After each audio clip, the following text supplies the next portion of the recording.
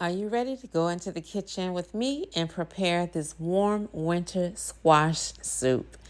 So it's that time of year where you see all of these winter squash in the markets. You got kabocha squash, acorn squash, or butternut squash, your spaghetti squash. And so with this soup, you can use either of the squashes with the exception of the spaghetti squash. So you're going to use a medium-sized squash, a red onion chopped, 2 tablespoons of your olive oil, a half a bunch of kale. Remove the stems and use those to help prepare your broth. A half a bunch of watercress greens. And then you're going to have 4 cups of herb broth and 1 small habanero pepper. Now for your herb broth, you're just going to add about, I would say about 8 cups of water and 1 to 2 tablespoons of dried basil, thyme, ginger, tarragon, and sea salt. And that's it. All right, so let's go ahead over into the kitchen. We're going to go ahead and turn on the stove. We're going to get these pots and pans all out. And we're going to get ready. So for the instructions, you're going to preheat your oven to 400 degrees. You're going to wash your squash and place it onto a lined baking sheet.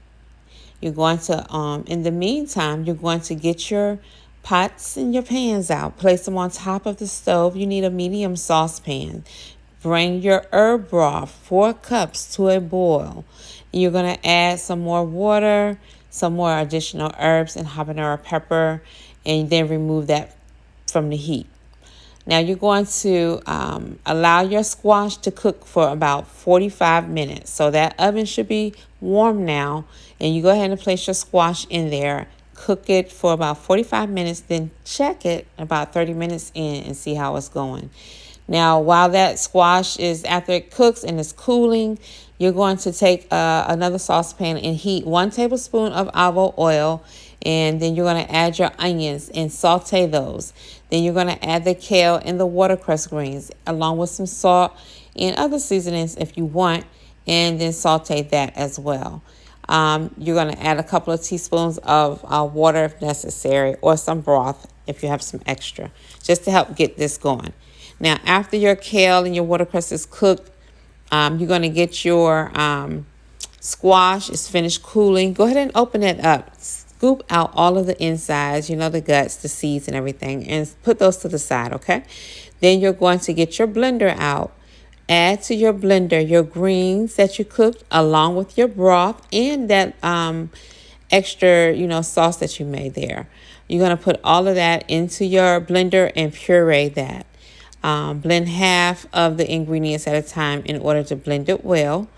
Okay, and so then you're going to put it back onto the stove and allow those flavors to marry. Now, while that's going on, you're going to go ahead and place your, take those seeds from all of the guts from the inside of the squash, right? And place that onto a baking sheet. You're going to roast them from 10 to about 10 minutes or so. Keep your eye on it because it can happen pretty fast because your oven at this time, it is warm. So you're going to put that,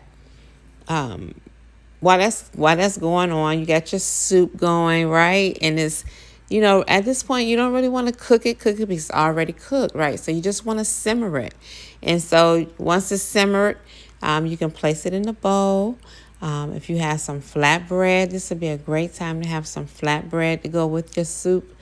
Then you want to top it off with your crunchy seeds that you just baked in the oven, right? You want to top that off with your on top of your soup. You may want to add a few spices. Now, one thing I didn't list is the sage.